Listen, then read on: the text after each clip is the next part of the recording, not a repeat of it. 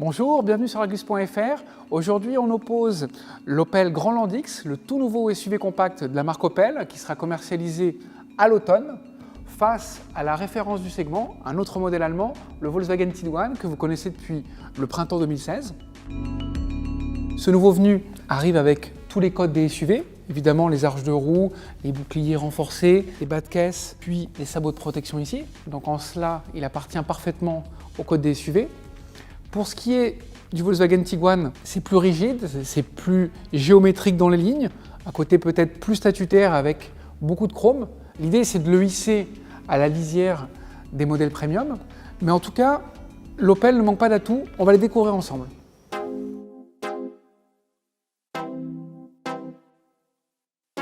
Pour l'Opel, le registre formel, c'est plus dans le dynamisme, avec des lignes plus souples, du galbe, du muscle. Il y a aussi une petite touche de personnalisation, avec ici un toit laqué de noir qui contraste avec le bleu de la carrosserie. C'est sur les finitions haut de gamme.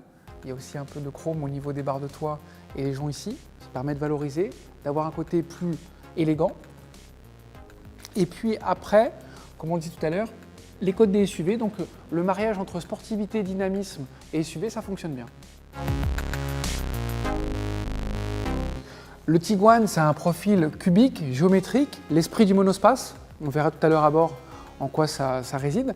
Et puis, pas mal de chrome, avec des couches comme ceci, pour casser un peu l'effet de hauteur.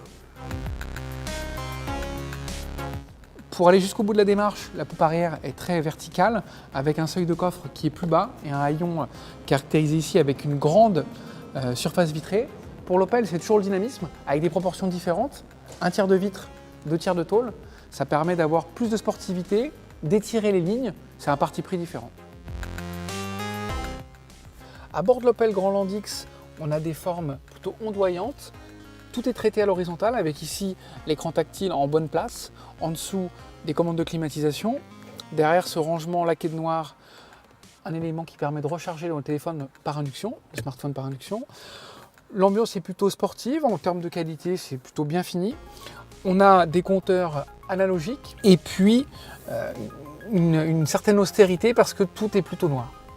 À bord du Volkswagen Tiguan, le mobilier est beaucoup plus géométrique, c'est plus rectiligne, on a des facettes, ça peut sembler plus austère, mais la justification c'est de mettre en valeur la technologie avec un écran de grande taille qui peut atteindre 9 pouces.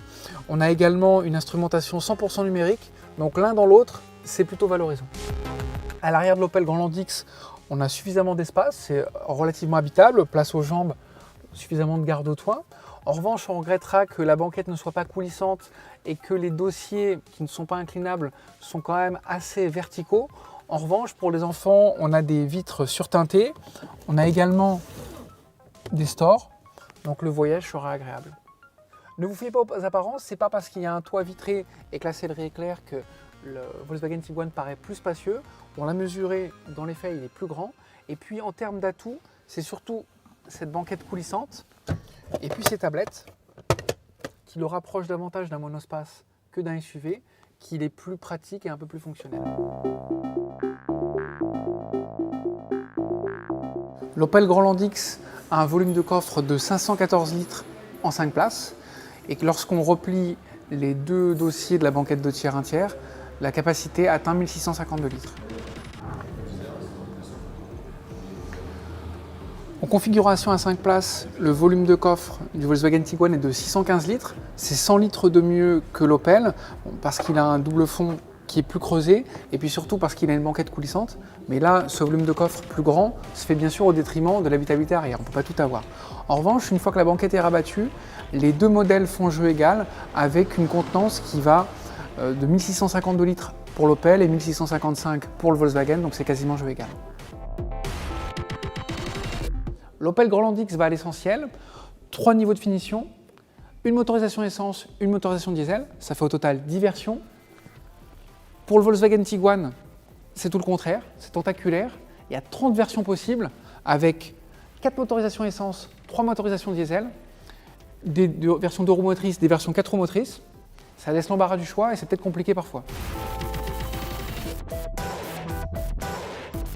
On vous dit à très bientôt sur l'Argus.fr. Suivez-nous sur Facebook, sur YouTube et sur les réseaux sociaux. Et quant à moi, je vous dis à très bientôt.